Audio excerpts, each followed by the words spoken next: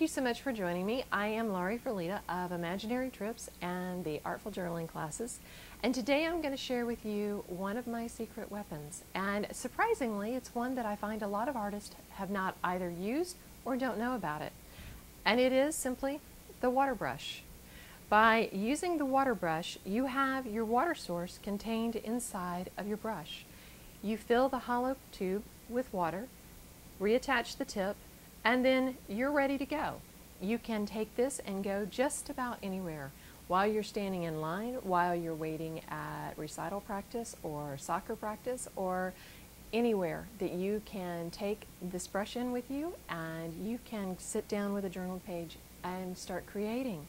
It's wonderful to be able to know that you have that spontaneity tucked away in your pocket.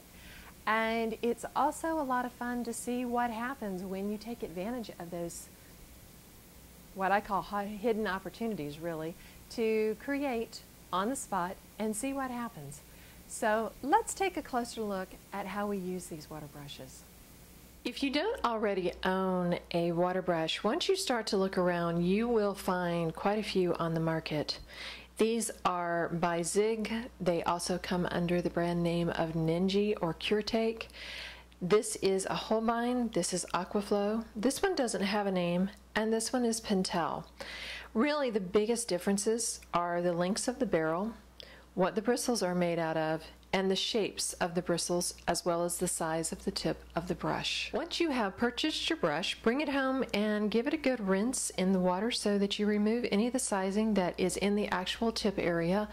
They do that to protect the bristles so that they don't get damaged during shipping. Go ahead and put some water in the barrel. In some of the brushes, but not all of them, you will find a small black dam. You can either remove the dam or you can invert the tube, squeeze it to take the water out or take the air out and pull the water into the barrel. When your water brush is brand new, depending on what the tips are made out of, quite often they're very white, and it doesn't take too terribly long before they start to stain and begin to show a little bit of color that you can't quite get out of the bristles even when you clean them thoroughly with soap and water, to the point that they'll eventually become almost black.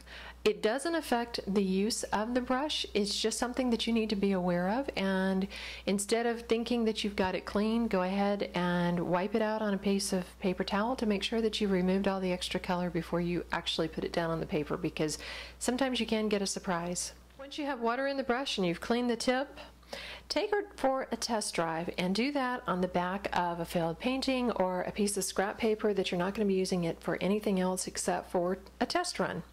And really, you want to see, what does it take? How much water does it take? How hard do you have to squeeze that barrel to feed water down into the tip of that brush? And how far can you go before you have to pick up more pigment? Take a look and see what kind of lines you can get. How dainty of a line can you get? And try different marks and see if you can do a dry brush effect with a water brush. Try holding the brush by the hard plastic tip instead of the barrel to see what kind of effect you get and how much water it will put out just because gravity is pulling that water down towards that tip. These are the kinds of things that you want to experiment with and you want to try, because it will make a tremendous amount of difference in your success when you actually start to sketch with these on a page. Clean it, simply wipe it out on a paper towel.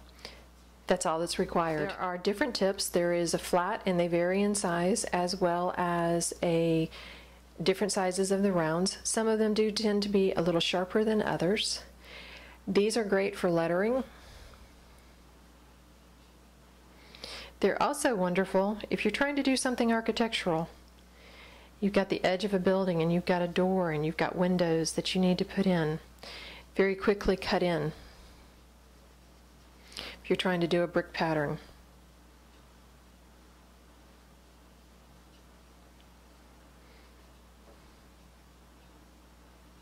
One of the things that I'm often asked by an artist who is starting out using water brushes for the first time is, how do I mix color without getting a lot of water on my palette?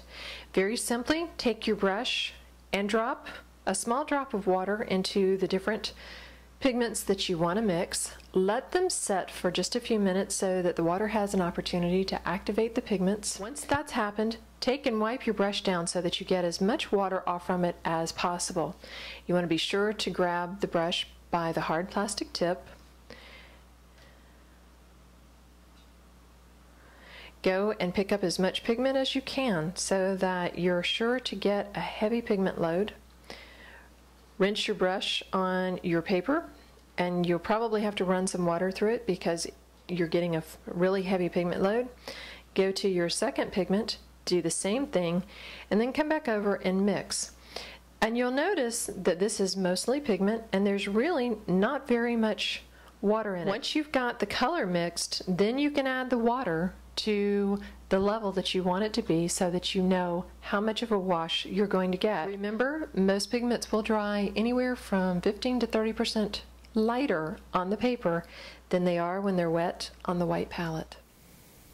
Thank you so much for joining me. Again, this was Laure Ferlita, and I wish you happy sketching and good luck with your water brush.